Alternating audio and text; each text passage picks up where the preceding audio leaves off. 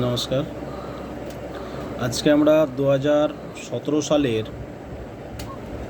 উচ্চ মাধ্যমিকের ইতিহাস প্রশ্নপত্রের এমসিকিউ প্লাস এসএকিউ প্রশ্ন এবং অ্যান্সার আলোচনা করব। দেখো, প্রথমে করছি এমসিকিউগুলো। আমি শুধু উত্তর কোনটা হবে সেটা বলবো। 4টে অপশান আছে, 4টে অপশান বলবো না, যেটা উত্তর হবে সেটা বলে দেবো। সার্ক এর ধারণা কার মস্তিষ্ক পোষিত? এটা জিয়াউর রহমান হবে। নিয়ন্ত্রিত গণতন্ত্র ধারণাটি কোন ব্যক্তির সঙ্গে সম্পর্কিত? এখানে 4টে অপশান আছে, এটা হচ্ছে সুকর্ণ অ্যান্সার হবে। বাংলাদেশের মুক্তিযুদ্ধের সময় পাকিস্তানের প্রধানমন্ত্রী কে ছিলেন?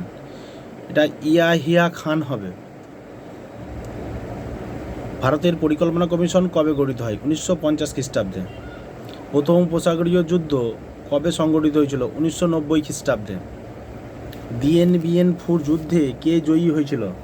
উত্তর হবে ভিয়েতনাম। উত্তর আটলান্টিক সামরিক জোট ন্যাটো কবে গঠিত হয়? 1949 খ্রিস্টাব্দে। জোট নিরপেক্ষ আন্দোলনের প্রধান উদ্যোক্তা কে ছিলেন? ভারতের প্রথম প্রধানমন্ত্রী জওহরলাল নেহেরু। গুজরাটের খেরা বা খেদা জেলার জড়িত কৃষকদের কী নামে পরিচিত হয়? এটা কুনবি হবে। আজাদ হিন্দ সরকার প্রতিষ্ঠিত হয় কোথায়? সিঙ্গাপুরে। বারদৌলি সত্যাগ্রহের নেতৃত্ব কে দেন? সর্দার বল্লভভাই প্যাটেল।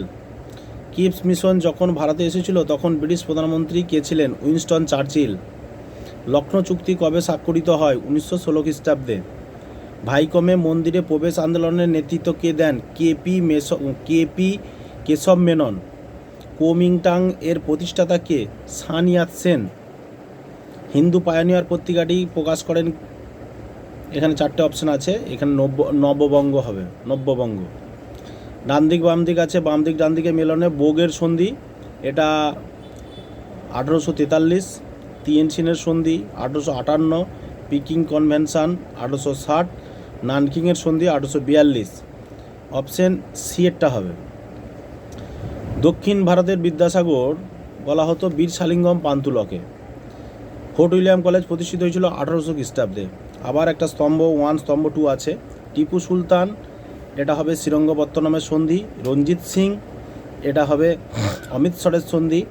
মীর কাসিম বক্সারের যুদ্ধ। লর্ড ডালহৌসি চিলিয়ানওয়ালার যুদ্ধ। তাহলে অপশান কোনটা হচ্ছে? অপশান ডি এরটা হচ্ছে। যে নীতির মাধ্যমে কোনো শক্তিশালী দেশ অন্যান্য দেশে শাসন কায়েম করে তাকে কি বলে? এটা সাম্রাজ্যবাদ হবে।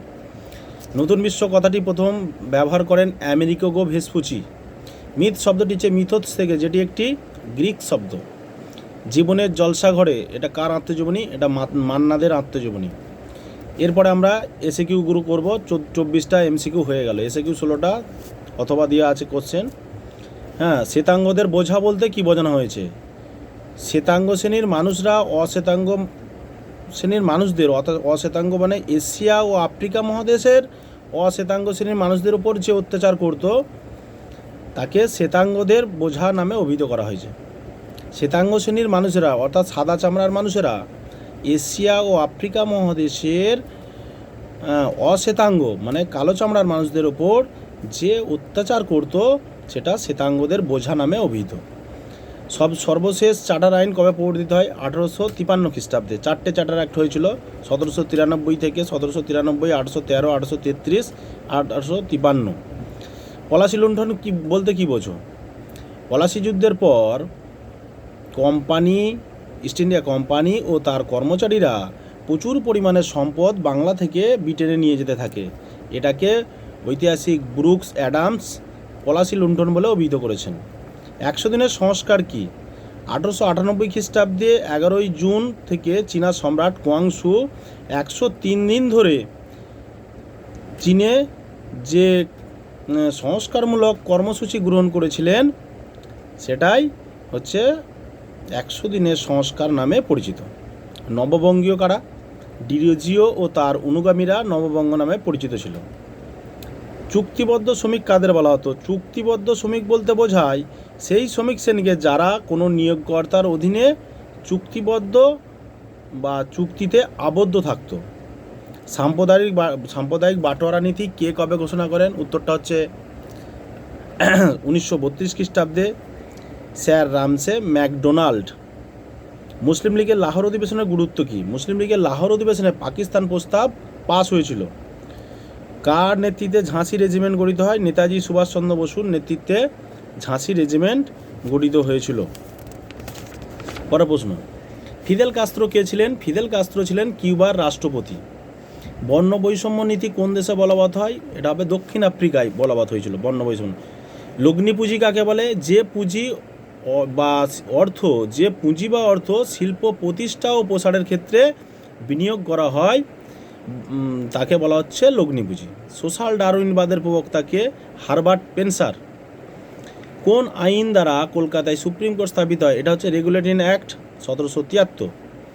তাইপিং বিদ্রোহ কবে কোথায় হয়েছিল? 1860 থেকে 64 খ্রিস্টাব্দে চীনে হয়েছিল। হিন্দু বিধবা পুনর্বিবাহ আইন কোন সালে প্রবর্তিত হয়? এটা হবে 1856 সালে। ছুঁয়ে পড়া নীতি কী বলতে কী বোঝো? ছুঁয়ে পড়া নীতিটা আমরা এর আগের দিনও বলেছি যে যারা রক্তে বর্ণে ভারতীয় এবং তারা হচ্ছে লর্ড উইলিয়াম বেন্টিকের আইন সচিব লর্ড মেকলে এই নীতির প্রবক্তা ছিলেন। তিনি বলেছিলেন যে রক্তে বর্ণে ভারতীয় একদল উচ্চবিত্ত মানুষদের মধ্যে ইংরেজি শিক্ষার প্রসার ঘটালে নিচু স্তলার মানুষদের মধ্যে ছড়িয়ে পড়বে। একটা কলসির মধ্যে জল যেভাবে চুঁইয়ে পড়ে, ইংরেজি ভাষাও ঠিক উপর লেভেল থেকে নিচু লেভেলে বা নিচু স্তরের মানুষদের মধ্যে ছড়িয়ে পড়বে। এরা চুঁইয়ে পড়া নীতি নামে পরিচিত। মিরাট ষড়যন্ত্র মামলায় কতজন শ্রমিক নেতা অভিযুক্ত হন? মিরাট ষড়যন্ত্র মামলায় মোট 33 জন অভিযুক্ত হয়েছিলেন, যার মধ্যে 2 জন বিদেশি আর 31 জন ভারতীয়। লিনলিথগো প্রস্তাব বা আগস্ট প্রস্তাব কবে ঘোষিত হয়? এটা 1940 খ্রিস্টাব্দের 8ই আগস্ট। কিপস মিশনের প্রস্তাবে গান্ধীজি কি প্রতিক্রিয়া জানিয়েছিল? গান্ধীজি একটা ফেল করা ব্যাংকের চেকের সঙ্গে এটা তুলনা করা হয়েছিল। A post dated cheque on a crashing bank, একটা ফেল করা ব্যাংকের চেকের সাথে, মানে চেকের ডেট পড়িয়ে গেলে যেটা হয়, ডেট ফেল চেকের সাথে তুলনা করা করেছিলেন।